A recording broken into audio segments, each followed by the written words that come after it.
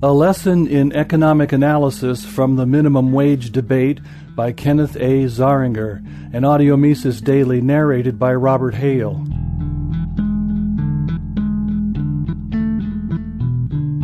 In the ebb and flow of interventionist politics, there are some issues that surface periodically, regardless of how many times and how completely they are proven to be harmful to the very people they are purported to help.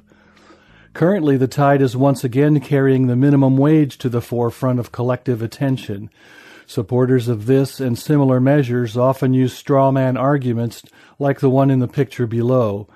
The picture referred to here is an advertisement that reads, "The 13 states that raised their minimum wage at the end of 2014 saw employment increase by 45% more than the 37 states that didn't raise their minimum. Remember that next time someone tells you that raising the minimum wage kills jobs." Source: Center of Economic and Policy Research. I discovered this ad through one of my friends who shared it on Facebook. It was originally posted on July 12, 2014, on the website of ourtime.org. I propose to deconstruct this pseudo-argument here, pointing out its major errors. I do this not to convince hardcore supporters of raising the minimum wage that it is a bad idea. I doubt that is possible by any means. Rather, this can be a short lesson for those interested in sound economic analysis in how to proceed when confronted by opposing arguments buttressed by seemingly sound statistics. The Ceteris Paribus principle. The statement in the box is worded rather ambiguously, which is typical for this type of argument. It can be interpreted in two different ways. On the one hand, it could be claiming that the minimum wage hike caused the increase in employment. This is a clear violation of Ceteris Paribus, that is, all other things being equal or held constant, which is at the core of any good analysis and cannot be stressed often enough. In order for that interpretation to be valid, we must assume that all states are identical in all other respects, and that the increase in the minimum wage was the only economic condition that changed. This is clearly not the case. States use a variety of policy initiatives to encourage job growth. Focusing on this one factor ignores significant heterogeneity among states. In its weaker form, the statement could merely be claiming that jobs were created in spite of the increase. This is obvious and trivial.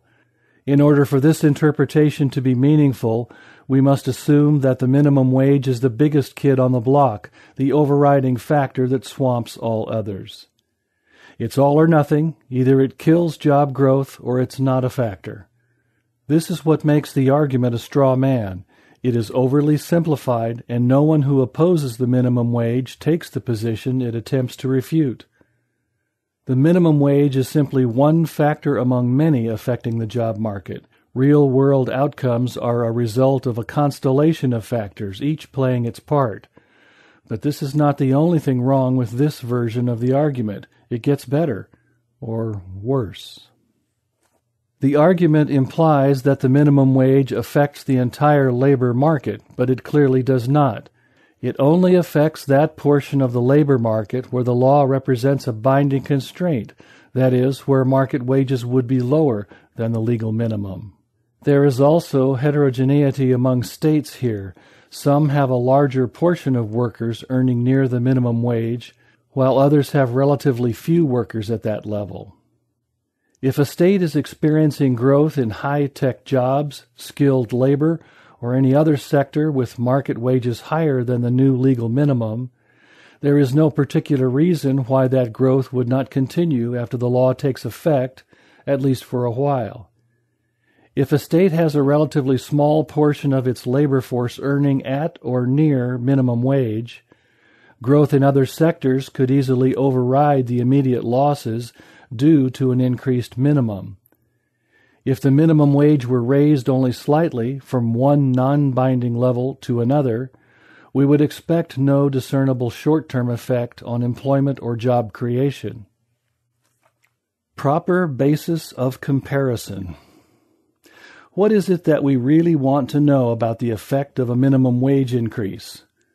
We want to know what would have happened in the states affected by the law had that law not been passed, versus what did happen in the presence of the law. States that did not pass minimum wage increases are merely proxies for that unseen future, and they are meaningful proxies only if all other conditions are equal, as stated previously, or if we can reasonably approximate that condition. Thus, a regression model might give a more realistic picture of the effects of the increase if we could control for enough other factors that affect job growth. The argument in the picture does nothing of the sort, of course. Note that the picture refers to states that raised the minimum wage at the beginning of 2014. This means that we have at most 6 months of history to look at. This is far too short a time. The main effects of minimum wage legislation take the form of long-term structural changes as employers adapt to market conditions. Investment decisions are skewed toward capital rather than labor. Firms are not created that might have been. The effects show up in years, not months. Employment trends already underway may persist for some time after a new law is passed. Economic phenomena are complex. Good economic analysis can't generally be collapsed into a simple statistic. If the states that increased their minimum wage had experienced slower job growth than those that hadn't, that would not be an indictment of the minimum wage, any more than the above statistic supports it. Without sound theory to explain them, such simple statistics are meaningless. The Mises Institute hopes that you have enjoyed this audio Mises Daily. For a world of free market literature, media, and discussion, visit Mises.org.